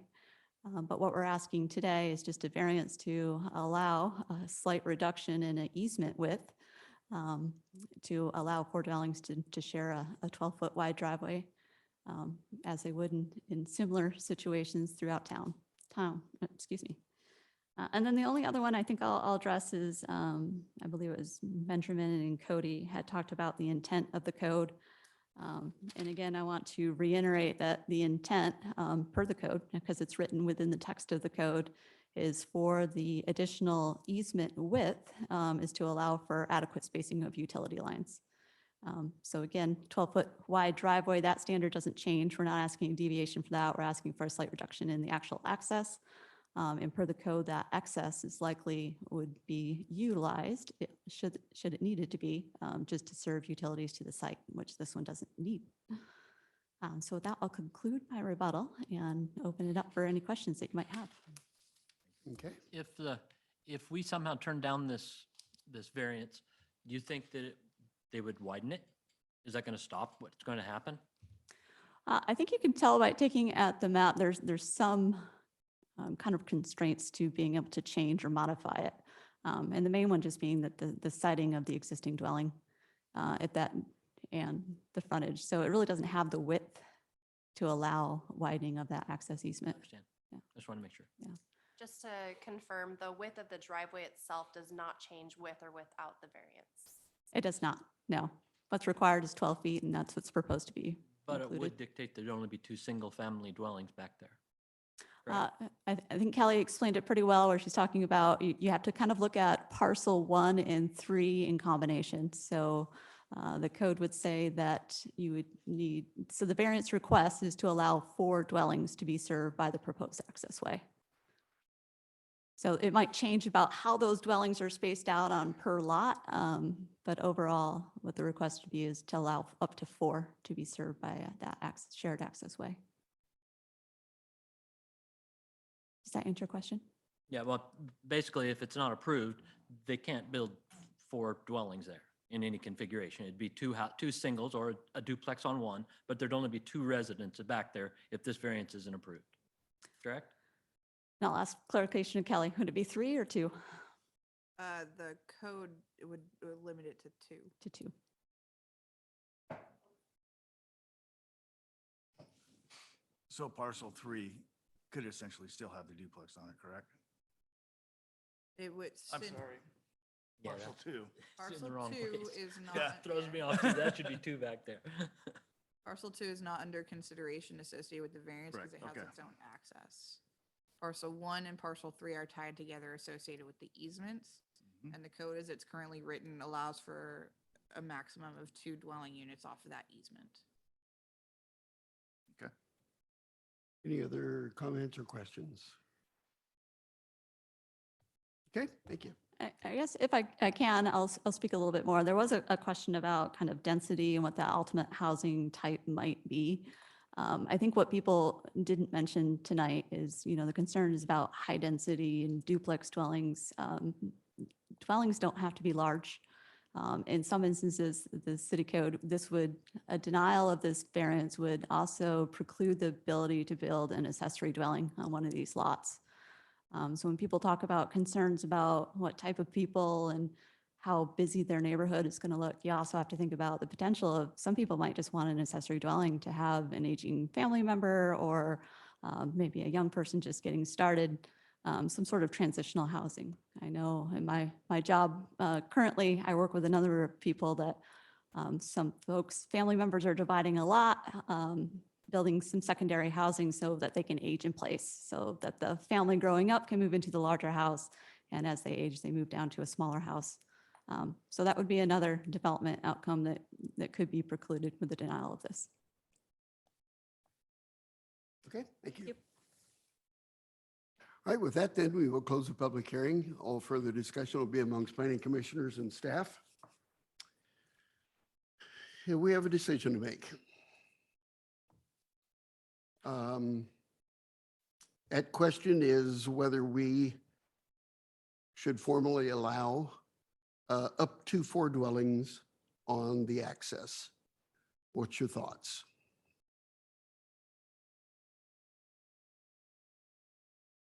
Well, I'm opposed to it. Say again? I'm opposed to it Okay. And state why. for the reasons these people are speaking. It's their neighborhood. I know that's not maybe popular or legal, but I voiced the same concerns. You guys are in my ward. I hear you. And I think that they have the right to be heard. And my opinion on it is that that shouldn't be allowed. Okay. The Senate bill certainly ties our hand, but approval of variance gives us an option that we normally wouldn't have. So I would right now, I'm not in support of the variance. I would have to say that. You see, you're not opposed. I am opposed. You are opposed. Okay. Thank you. Shyla, you're opposed. Okay. Tina? Okay. Kristen? I don't not oppose it.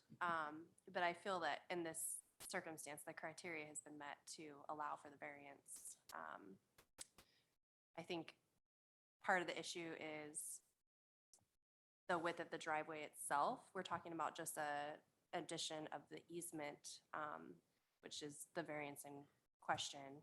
I know that it affects the amount of housing, but the access itself is not changing. And in order to comply with House Bill, we're in a situation where the criteria has been met to allow it. Okay. Lori? Okay. So I hear the concerns though, like I understand it, but the land's already been partitioned up. That was already approved, so like what's under for approval today would, Okay. Kelly, is there no opportunity for a flag down the south side of Lot 2 of Parcel 2? Parcel 2 meets the minimum lot size requirement in the low-density residential zone.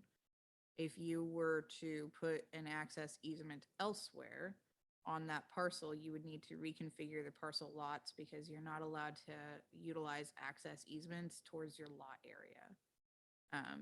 And so 6,000 square foot is the minimum lot area. And that's why parcel number 1 has the larger gross area, because the net lot area is 6,000 square feet. And so moving the access easement would reconfigure the lot. And there may not be driveway separation like we talked about earlier. I don't know the answer to what the driveway location is on the south side of the street. Okay. All right, any further discussion?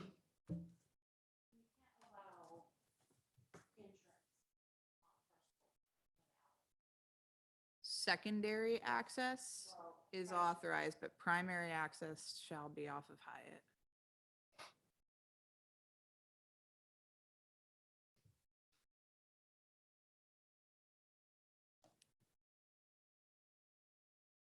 Is anybody prepared to make a motion?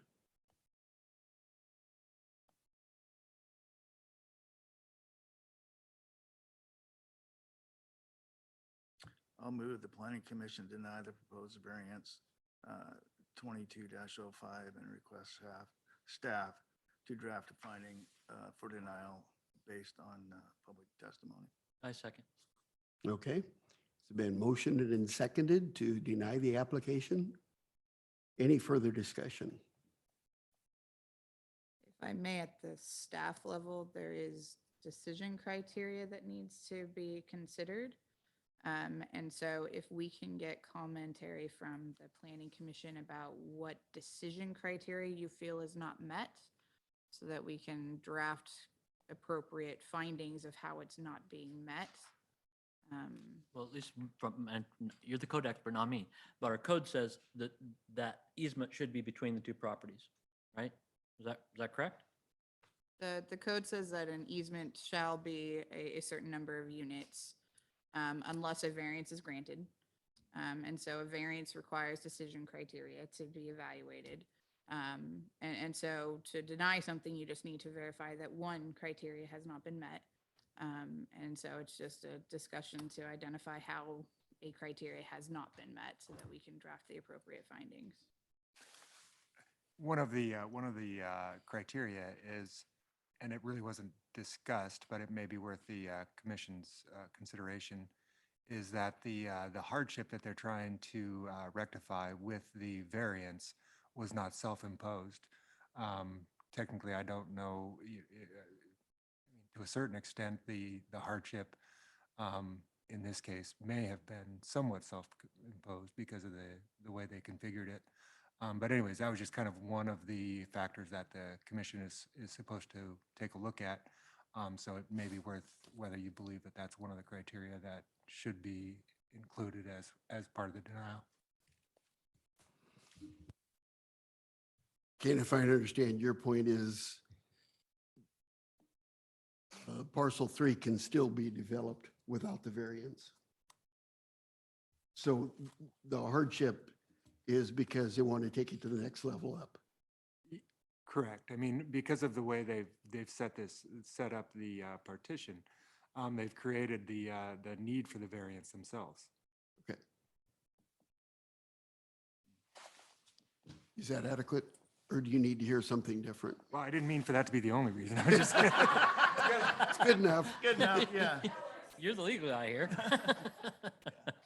So the findings, and if you would like, I can read through each of the findings. I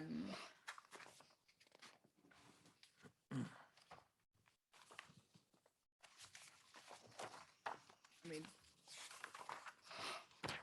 so finding number 1, proposed variance is not materially detrimental for the purposes of this code. Number 2, a hardship to the development exists, that is to the particular lot size or shape or topography. Finding number 3, proposed use will be the same as permitted under the code, and will be maintained to the greatest extent feasible. Number 4, existing physical or natural systems, such as but not limited to traffic, drainage, natural resources will not be adversely affected. Number 5, the hardship is not self-imposed. Number 6, the minimum variance is the one that is being requested. So, not to put words in the planning commission's mouth, but if it is the desire to consider denial, I guess in my mind, it would be a combination of 2 and 5. okay.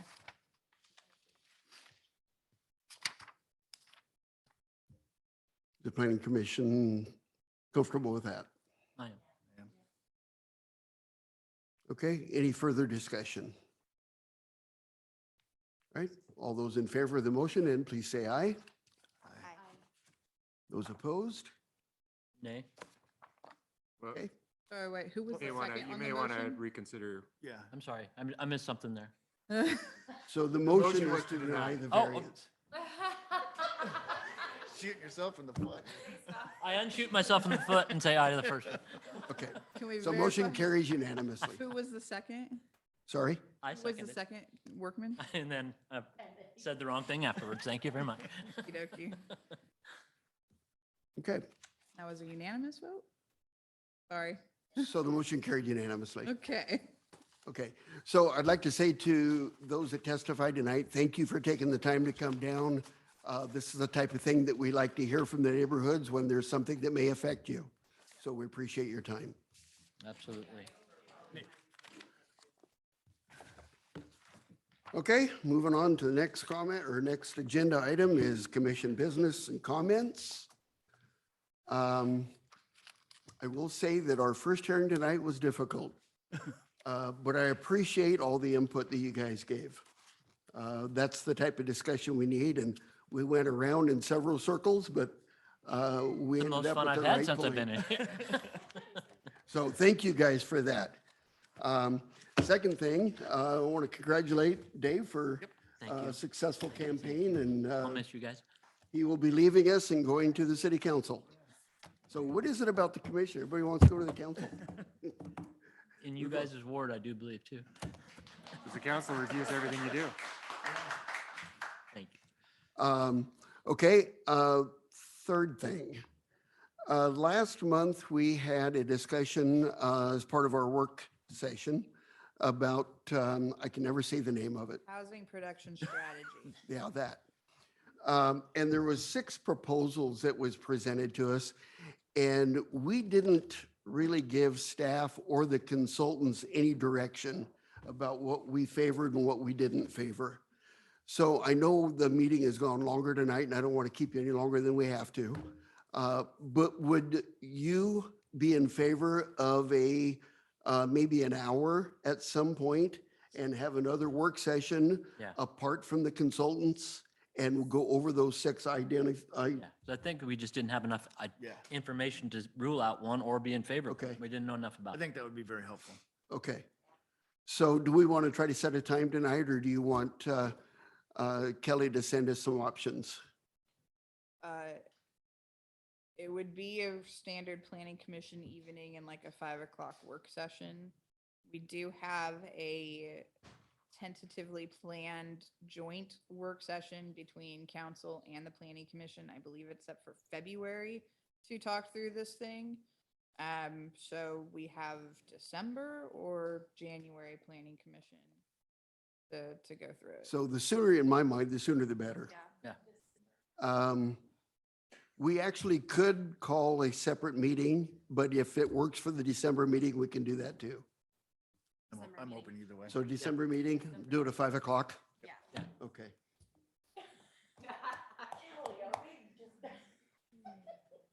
All right. Oh, Any you're other? here. A thing. Could we maybe, just as a note with that, based on the other meeting we had about the housing proposal strategy? Production. Dang it. I put HPS and said the wrong one too. Production strategy, to maybe put, I don't know how deep that will dive necessarily on each of those 6, but specifically on the lot size, could we maybe dig a little deeper or have some extra information? Because initial, or is that not okay to ask for? It's fine. I understand time is of the essence. If it is set for December 22nd or 21st, which is the planning commission meeting, I will do my best to have additional information and Or a just to deeper highlight dive it for you. maybe. It is a quick turnaround, and Okay. without the consultant being here to lead that, that is something that I'll have to prepare for. And December's a quick turnaround, to be perfectly honest with you, but we will make it work. And if we need to have a follow-up in January, we can have a follow-up in January. Okay, because just as an initial, like, I was feeling one way at first, but then after the public meeting the other day, I started feeling more informed. So I just feel like if we can bring some of that same, like, kind of highlight that And work through some specifically, things. if that's okay to highlight. All right, thanks. All right, is there anything else to come before the commission tonight? Hey, we're gonna have a meeting in December. Okay. I'd like to get one more in. That's We'll also be having a regular planning commission session in December as well, so, At 6. yeah, at 6, so. Okay.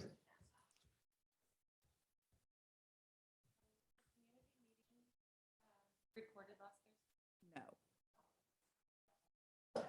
It was a general public meeting. We didn't have the technology ability to do a recording. I'm open to stick around so I can talk. All right, so if there's nothing else, then thank you, Shyla, for the cookies. They were much appreciated. This meeting is adjourned.